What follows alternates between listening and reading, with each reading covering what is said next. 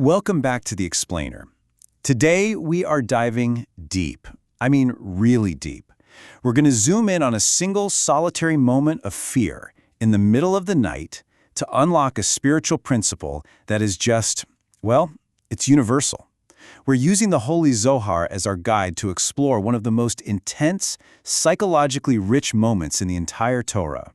You know, some verses in the Torah, they just stop you cold. And this is one of them. I mean, think about who we're talking about here. This is Jacob, our forefather, the man who literally wrestled with an angel and won. The guy carrying a direct, unbreakable promise from God saying, I am with you. And yet here he is, right on the edge of everything he's been working for, and he's completely terrified. So what on earth is going on? All right, here's our roadmap for today.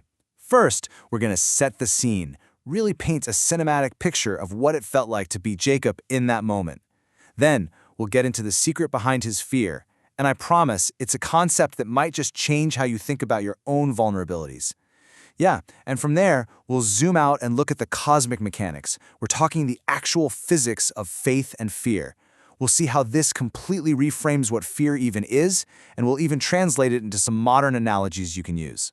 And then, we'll wrap it all up and reflect on our journey through all these layers of meaning through what the mystics call the Pardes.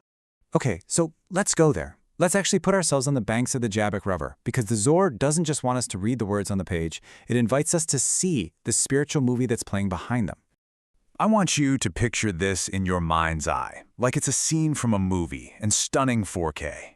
You see a solitary figure, Jacob, standing under this immense, star-filled sky. The air is cold. It's so quiet you can hear your own heartbeat, but that silence is buzzing with tension. He's sent everyone, his family, his animals, everything he owns, across the river. He's intentionally made himself alone to face what's coming, the reunion with his brother Esau, a man who, last he checked, wanted to kill him. But here's the thing. The Zohar tells us he isn't really alone. He is surrounded by legions of holy angels, a whole divine security detail that was promised to him. And yet, he trembles.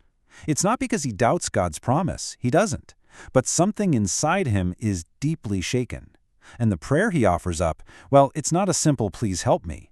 It's this complex energy current rising up through all these layers of darkness and divine light. And that right there, that's the central paradox. It's the question that unlocks this entire episode.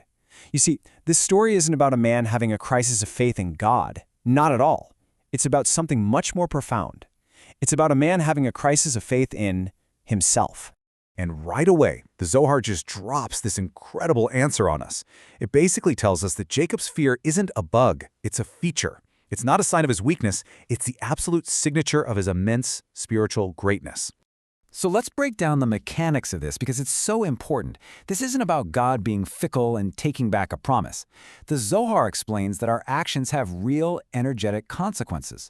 A sin, even a seemingly small one, can create what the mystics call a masak, a barrier or a curtain. Exactly. Think of it like a spiritual firewall that you build yourself. It doesn't change God or the divine flow, the Shefa, which is always broadcasting like a powerful Wi-Fi signal. It just changes your ability to receive that signal. Jacob is terrified that some past mistake, some unpatched flaw in his own system, has put up a firewall on his end, effectively blocking the very protection he was promised. So you see, Jacob's fear is coming 100% from this column on the right. He's not laying awake at night thinking, maybe God won't follow through. He's thinking, have I done something to make myself an unworthy vessel for that promise? Have I compromised my own spiritual integrity? That's it, exactly. He's not coasting on past victories or relying on miracles from yesterday. He is performing a constant, humble, real-time self-audit. And this, the Zohar tells us, this is precisely what makes someone a tzaddik, a truly righteous person. Okay, so we've looked at the psychology of it.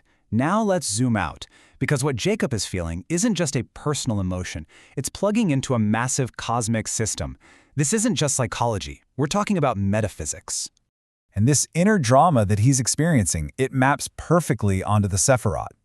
Now really quickly, the Sephirot are like the 10 fundamental building blocks of reality, the channels through which the divine interacts with the world. And Jacob's own spiritual DNA, his essence, is the Sephirah of Tiferet, which means truth, harmony, balance. You can think of him as a central processor, and his job is to harmonize two incredibly powerful opposing inputs. On the one side, you've got this flood of pure, expansive white light. That's Chesed, loving kindness, the divine promise. But on the other side, there's this potential for a blast of intense, focused red light. That's Gevura, strict judgment, which can be activated by a shet, a sin. His fear is the internal meter reading the tension between these two cosmic forces. He's actively working in real time to balance the red and the white to create a state of harmony, a vibrant, balanced green. The mystical sources teach that our actions are never just gone. They create ripples. A sin isn't just breaking a rule, it's like writing a little piece of code that creates that firewall, that masach, in your own spiritual operating system. And when that barrier goes up, the shefa, the divine flow of goodness, gets blocked. And when the flow of chesed, of loving kindness, is blocked, the whole system kind of defaults to its other setting, din, or strict judgment. Jacob understands this spiritual physics. That's why he's afraid. He's not afraid of Esau's 400 men. He's afraid of the cosmic laws of cause and effect that he himself might have set in motion. And this understanding takes us to an even deeper place. It forces us to completely reframe the emotion of fear itself. What if what Jacob is feeling isn't what we mean by fear at all? I mean, you read a verse like this, and it sounds like a total contradiction, right?